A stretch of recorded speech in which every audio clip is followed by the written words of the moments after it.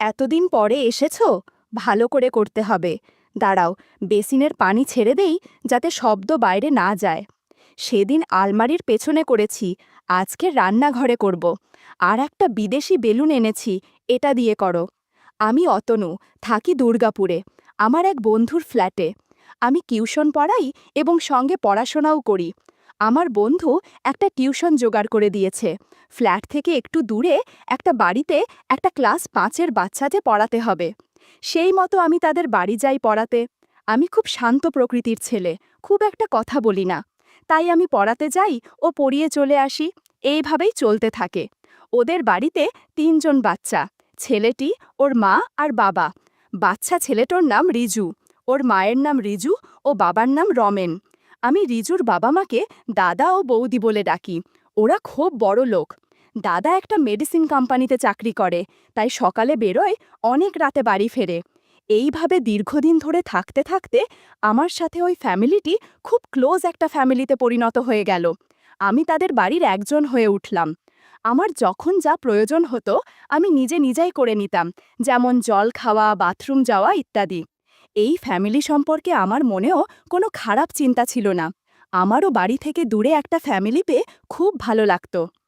একদিন আমি যথারীতি পড়াতে গেছি। কিছুক্ষণ পরে ওয়াশরুমে যাওয়ার প্রয়োজন পড়ে। যখন বাথরুমে যাই, সঙ্গে সঙ্গে ঘটল এক মাথা ঘুরে যাওয়া ঘটনা। আমি রিজুকে পড়তে বলে আমি যেই বাথরুমের দরজা খুলে ভেতরে ঢুকব, আর ভেতরে দেখি বৈদি দরজার দিকে পেছন করে বসে কি যেন করছে। আমি তো সরি সরি বলে বেরোতে যাব, ঠিক সেই সময় এমন স্লিপ করে পড়লাম ঠিক বৌদির পেছনের দিকে। এমন পরিস্থিতিতে বৌদি একটু চমকে গিয়ে শাড়ি ঠিক করতে লাগলো, আর আমিও খুব তাড়াতাড়ি উঠে সেখান থেকে বেরিয়ে এলাম। এই ঘটনায় আমার খুব অস্বস্তি হচ্ছিল। এটা কি হলো? আমি কোনোভাবে আবার ফিরে এসে রিজুর কাছে এসে বসে পড়াতে শুরু করলাম। পরে গিয়ে যে ব্যথা পেয়েছি সেই সবের খেয়াল নেই, শুধু ভাবছি বৌদি কি ভাববে। আমার খুব টেনশন হচ্ছিল। হঠাৎ খেয়াল করলাম বৌদি এখনও বাথরুমে। আমি রিজুকে যেখানে পড়াই, বাথরুমটা ঠিক সেই রুমের সামনে। বৌদি বেরোলেই আমি দেখতে পাবো, তাই মনে হয় বেরোতে পারছে না। দেখি কিছুক্ষণ পরে বৌদি বেরিয়ে কোনো দিকে না তাকিয়ে রান্নাঘরে চলে গেল। আমিও তাকাইনি, তবে বুঝতে পারছি। আমি সেদিন তাড়াতাড়ি বাড়ি ফিরে এলাম। বাড়ি ফিরে বুঝলাম আমার খুব জোরে পায়ে ব্যথা লেগেছে, একটু কেটে গিয়েছে। ভাবলাম সকালে ঠিক হয়ে যাবে, কিন্তু সকালে আরও ব্যথা বেড়ে গেল। ঠিক করলাম আজ পড়াতে যাব না। আমি বিছানাতে শুয়ে পড়লাম, আর মোবাইল দেখতে দেখতে আমার বুকটা থকথক করে উঠল। দেখি রিজুর মা ফোন করেছে। ইচ্ছে করেই ফোনটা ধরলাম না। ফোন রেখে অনেক কিছু মাথায় ঘুরতে লাগলো। বৌদি হয়তো রেগে গেছে। আমি তার পরের দিন পড়াতে গিয়ে স্বাভাবিকভাবেই আছি, কিন্তু মনের মধ্যে খুব লজ্জা লাগছে। কিছুক্ষণ পরে দেখলাম বৌদিও স্বাভাবিক, কিন্তু আমাকে চা দিতে এসে আমার লজ্জা আরও বাড়িয়ে দিল। চা রেখে বৌদি আস্তে করে বলল, খুব জোরে লেগেছিল নাকি? আমি বললাম, না না বৌদি, আমি ব্যথার কথা বলিনি, বলেই হাসতে হাসতে চলে গেল, আর আমার মুখ পুরো লাল হয়ে গেল। খানিক পরে বৌদি এসে বলল, দেখি কোথায় ব্যথা পেয়েছ? আমি বললাম, না না তেমন কিছু না, একটু কেটে গেছে, সেরে যাবে। এই বলে পাটা দেখাতেই বৌদির চোখ কপালে। ইস, এতটা লেগেছে, আর তার মধ্যে খোঁড়াতে খোঁড়াতে পড়াতে এসেছে। পায়ে অনেকটা লেগেছিল, তাই বৌদি বলল, দাঁড়াও, আমার কাছে ভালো মলম আছে, একটু দিলেই ব্যথা কমে যাবে। এই বলে ভেতর থেকে একটা মলম নিয়ে এসে আমার পায়ের কাছে বসে আমার পা টেনে ধরল, এবং খুব যত্ন করে মলম লাগাতে লাগাতে মাথা নিচু করেই আস্তে আস্তে বলতে লাগলো, খুব ব্যথা পেয়েছ? এত তাড়াহুড়ো করে বাথরুমে ঢুকলে এই রকমই হয়। আমি খুব লজ্জা পেয়ে গেছিলাম। আমি বললাম, বাথরুমের দরজাটা লাগিয়ে নিলেই হয় বৌদি। আর কিছু বলল না, কিন্তু সেদিন আমায় যাবার সময় বলে গেল, বেশ করেছি, আবার খোলা রাখব, আর হাসতে হাসতে চলে গেল। আমি তো পুরো আকাশ থেকে পড়লাম। যাই হোক, আমি আবার রিজুকে পড়াতে শুরু করে দিলাম, কিন্তু মন বসছে না পড়াতে, শুধু মনে পড়ছে বৌদির কথাইয়া। কোনো মতে পড়াচ্ছি, কিছুক্ষণ পরে দেখি বৌদি চা দিয়ে গেল, আর বলে গেল, কাল রবিবার, কাল আসবে। আমি বললাম, কি জন্য? বৌদি বলল, সেটা বলা যাবে না, আসবে ব্যাস। আমি বললাম, আচ্ছা ঠিক আছে। আমি চিন্তায় পড়ে গেলাম। যাই হোক, বাড়ি এসে ভুলেও গেলাম কালকের যাওয়ার কথা।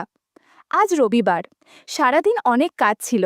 দুপুরে খাবার খেতে খেতে হঠাৎ মনে পড়ল রিজুদের বাড়ি যাওয়ার কথা। তাই সন্ধেবেলায় আমি ঠিক পড়াতে যাওয়ার সময় বৌদিদের বাড়িতে এলাম। এসে জানতে পারি আজ রিজুর জন্মদিন। আমি তো সঙ্গে কোনো কিছু রিজুর জন্য আনিনি। আমি বৌদিকে বললাম, আমাকে কাল বলতে পারতে, তাহলে কিছু একটা উপহার বাচ্চাটার জন্য আনতে পারতাম। তখন বৌদি বলল, ওর জন্মদিন আমরা পালন করি না, আর কাউকে নেমন্ত্রণ করি না, কারণ ওই দিন ওর দাদু মারা গিয়েছিলেন তাই। আর আজ তোমাকে ডাকার কারণ তুমি এই বাড়ির একজন হয়ে গেছো তাই। আজ ওর বাবা বাড়িতে নেই, বাইরে গেছে কোম্পানির কাজে। রিজুর খারাপ লাগবে, তাই তোমাকে ডাকলাম। আমি বললাম, ও এই ব্যাপার। বৌদি বলল, আচ্ছা তোমরা বসো, গল্প করো, আমি একটু খাবার নিয়ে আসছি বলে বৌদি চলে গেল। আমি আর রিজু গল্প করতে লাগলাম। কিছুক্ষণ পরে বৌদি এলো খাবার নিয়ে। রিজু মাকে বলল, আজ কিন্তু পড়তে বসবো না। আমি বললাম, আচ্ছা আজ পড়াবো না, আজ তুমি যা চাইবে তাই হবে। কিছুক্ষণ ভেবে বলল, আজ লুকোচুরি খেলবো। সঙ্গে সঙ্গে বৌদি বলে উঠল, তাই হবে, তবে আমরা লুকোবো, তোকে খুঁজতে হবে, ঠিক আছে? এবার আমি আর বৌদি ঘরের মধ্যে লুকাচ্ছি, আর রিজু খুঁজছে। আমি একটা অন্ধকার ঘরের মধ্যে আলমারির পাশে ফাঁকা জায়গায় লুকিয়ে গেলাম। কিছুক্ষণ পরে দেখি বৌদিও ওই রুমে এসে জায়গা খুঁজছে। শেষে ভালো কোনো জায়গা না পেয়ে আলমারির পাশে লুকাতে এসে দেখে আমি ওখানে দাঁড়িয়ে। কিছু না বলে আমার সামনে দাঁড়িয়ে পড়ল, আর বিছানার চাদরটা টেনে নিজেকেও আমাকে ঢাকা নিয়ে নিল। আমাকে বলল, চুপ করে দাঁড়িয়ে থাকো। এরকম অবস্থায় আমার কেমন যেন মনে হচ্ছিল। বৌদি পুরো আমার সামনে দাঁড়িয়ে আছে। আমি বুঝতে পারলাম বৌদির সেই কথা, বেশ করেছি আবার খুলে রাখব বাথরুমের দরজা। বৌদির প্রতি অন্য একটা ভালো লাগা মনের মধ্যে খেলতে শুরু করল। আজ বৌদি শুধু নাইটি পরে আছে, হালকা লাল কালারের নাইটি, বেশ সুন্দর দেখাচ্ছিল তাকে। আমিও বৌদি চুপচাপ দাঁড়িয়ে আছি, কিন্তু দুজনের মনে অনেক কিছু চলছে। একটু পর রিজু ঘরের মধ্যে ঢুকেছে, তাই দুজনে আরও সতর্ক হয়ে গেলাম। এতক্ষণ রিজু ঘরের মধ্যে খোঁজার পরেও না পেয়ে ও অন্য ঘরে চলে গেল আমাদেরকে খোঁজার জন্য। আর বৌদি সেটা বুঝে আস্তে করে আমার দিকে ঘুরে দাঁড়ালো। আমাদের আর বোঝার কিছু বাকি রইল না যে আমরা একে অপরের কাছে কি চাই। বৌদি বলল, অতনু, আজ আমাকে তুমি তোমার মতো করে ভালোবাসো। তখনই, মা, ওমা, আমি তোমাকে খুঁজে পাচ্ছি না। আমাদের যেন জ্ঞান ফিরে এলো। আমরা তাড়াতাড়ি সতর্ক হলাম। তুমি এখন বেরিও না, আগে আমি যাই, তারপর তুমি এসো বলে বৌদি বেরিয়ে গেল। আমিও একটু পরে বেরিয়ে এলাম, এসে সোফায় বসে পড়লাম। বৌদি রান্নাঘরে চলে গেল, আর আমাদের বলল, রিজু তোরা দোতলায় যা, আমি কফি নিয়ে আসছি। আমরা ওপরে চলে গেলাম। কিছুক্ষণ পরে বৌদি এলো, আমাদের কফি দিল, নিজেও নিল, কিন্তু আমার দিকে তাকিয়ে কথা বলছে না, খুব লজ্জায় মাথা নিচু করে খালি হাসছে। কফি শেষ করে আমি বললাম, আসি বৌদি, আজ রিজু টাটা, কাল আসবো পড়ার সময়, কেমন? এই বলে আমি উঠতে যাব, তখনই পাশের বাড়ির একটা বাচ্চা বিল্টু এলো। ওরা দুজন একই স্কুলের একই পাড়ার বন্ধু। বিল্টু বলল, আন্টি, আমরা গেম খেলবো। বৌদি বলল, তুমি একটু বসো, আমি ওদের কম্পিউটারে গেম চালিয়ে আসি। আমি সোফায় বসে ভাবছি, আজ কি হলো জীবনে, আজ যেন বৌদিকে অনেকটা ভালোবেসে ফেলেছি। একটু মজা করা যাক। আমি আমার বাইরে রাখা জুতোগুলো সরিয়ে দিয়ে আগের রুমে আলমারির পাশে লুকিয়ে পড়লাম, দেখি কি হয়। কিছুক্ষণ পরে বৌদির আওয়াজ দোতলা থেকে নেমে এসে বলল, তোমাকে অনেকক্ষণ অপেক্ষা করা, বলে চুপ হয়ে গেল। দেখলো আমি নেই, চলে গেছি ওখান থেকে। উনি বাইরে দৌড়ে গেল। এবার ঘরে এসে চুপচাপ সোফায় বসল, একদম চুপ। পুরো ঘরটার যেন মন চুরমার হয়ে গেল। আর আমি চুপ করে আলমারির পাশে দেখছি কি করে। আমি শুনতে পেলাম কিছু একটা কাজ করছে, হয়তো ঘর গোছাচ্ছে। খাবারের প্লেটের আওয়াজ আসছে। একটু পরে বুঝতে পারলাম যে রান্নাঘরে চলে গেল। আমি একবার ভাবছি বেরোবো, আবার ভাবছি আরও কিছুক্ষণ থাকি।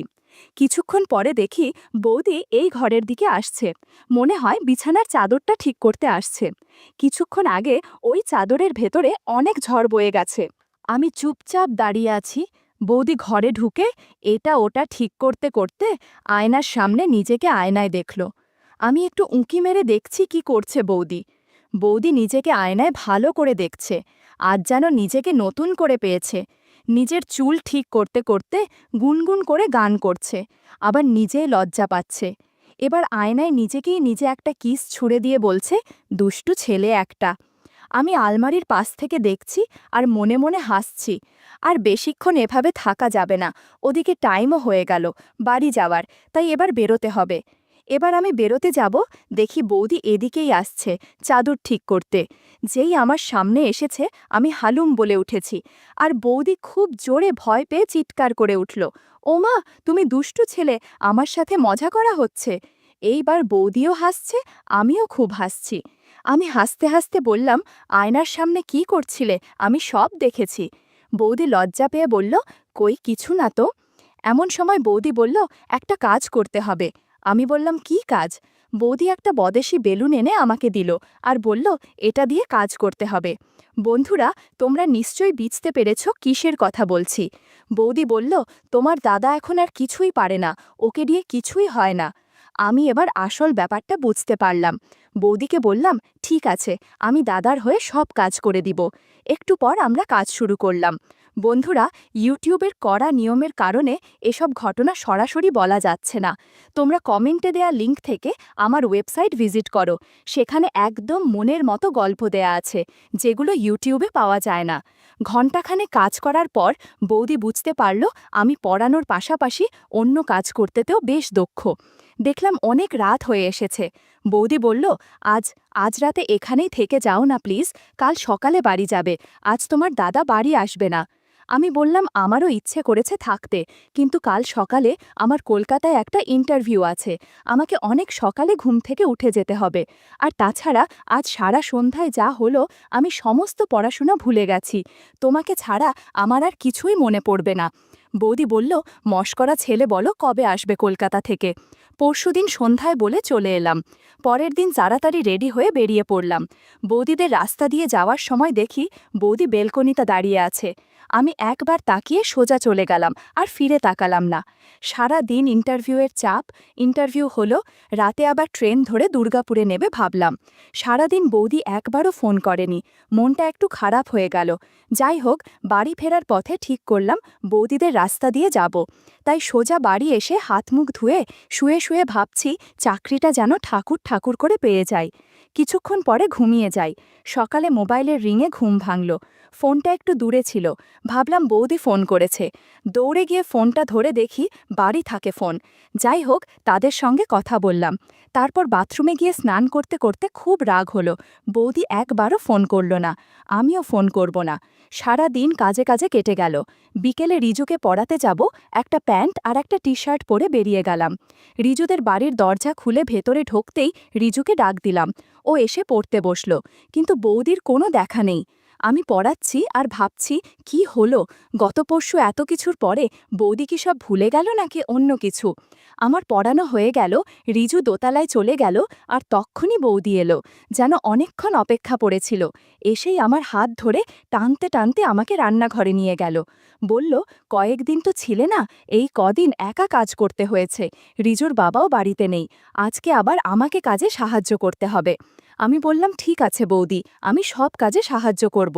বৌদি বলল, আর হ্যাঁ, সেদিন চুল অনেক বড় ছিল বলে ভালোভাবে কাজ করতে পারিনি, তুমি আজ আসবে বলে চুল কেটে একদম ফিট হয়েছি, একটা ক্রিমও ব্যবহার করেছি, কাজ করার সময় সুবিধে হবে। এরপর বৌদি বেসিনের পানি একটু বেশি করে ছেড়ে রেখে দিল, যাতে রিজু বুঝতে না পারে এখানে কি হচ্ছে। এরপর আমরা কাজ করতে শুরু করলাম। ইন্টারভিউয়ে যাওয়ার পর থেকে বৌদির অনেক কাজ জমে আছে, সব কাজ একে এক শেষ করে দিয়েছিল।